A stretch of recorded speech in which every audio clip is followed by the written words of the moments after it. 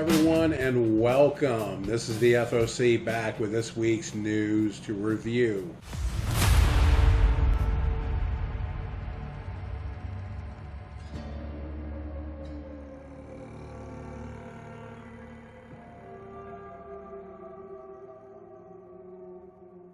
The biggest news of last week by far was the new DLC for Diablo 2 Resurrected.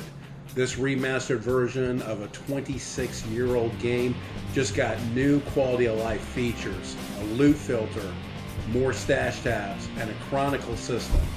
In addition to new features which add more content, for the first time since the Lord of Destruction expansion, Diablo 2 has a new class, the Warlock.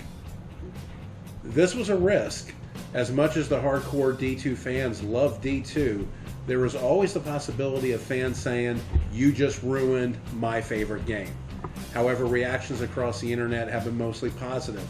ARPG content creators everywhere are streaming it, and so far I have not seen anything negative. It launched on Steam, and as of this recording is at 10,000 players, which for a game that has been available on Battle.net for 5 years is pretty impressive. The new DLC is $24.99. Wait, you thought you were getting that for free?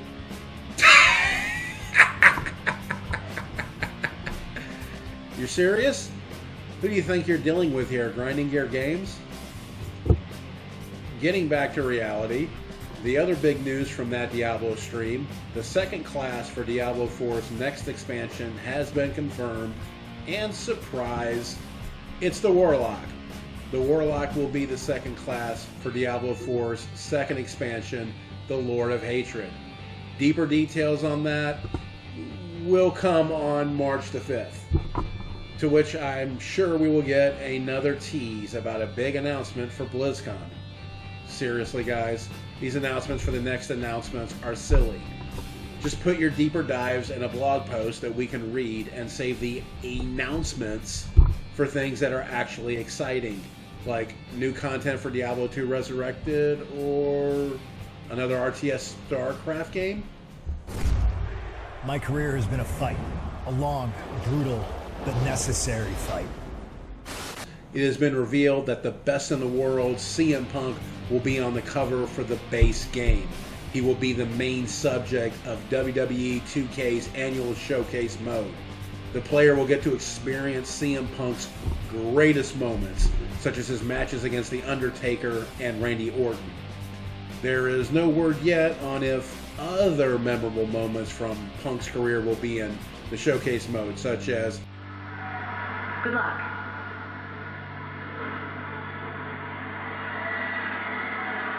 I would, but I know where that hand's been.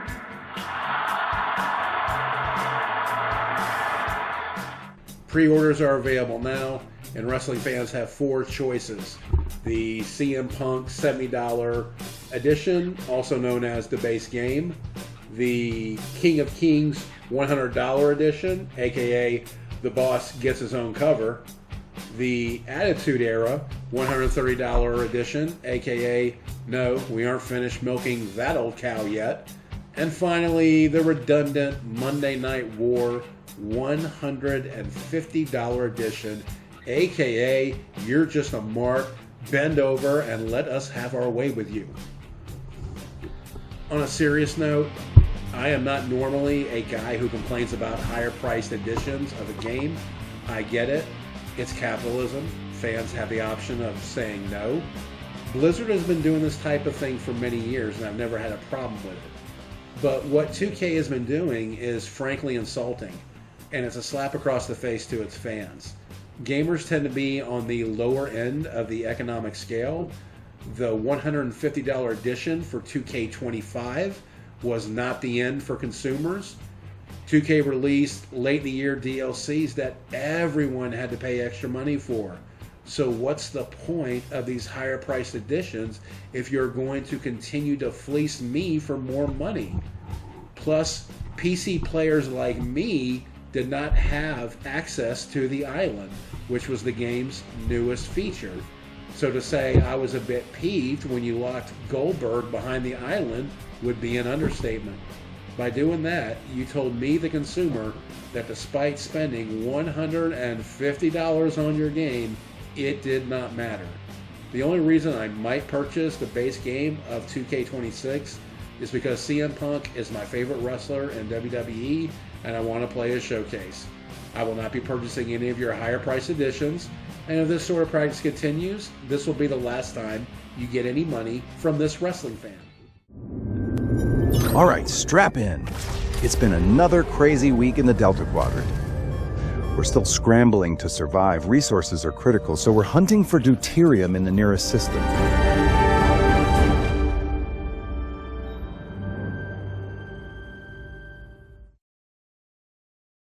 Star Trek Voyager Across the Unknown just recently released this video with a Tom Paris voiceover. It's an obvious response to fan feedback from the demo that was released months ago. The lack of voiceovers really left the player with a lot of uncomfortable silence. Actor Tim Russ will also provide voiceovers for the game. Yes, it's just voice logs before the next hour of silence, but we're Trekkers.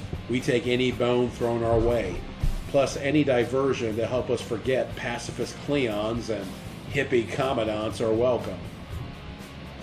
Jerry Goldsmith's wonderful Voyager theme will be heard in the game as well. There has been no pre-order option on Steam, which is a little strange. The game will release this Wednesday, February the 18th. I will certainly be picking it up and eventually releasing weekend videos on it.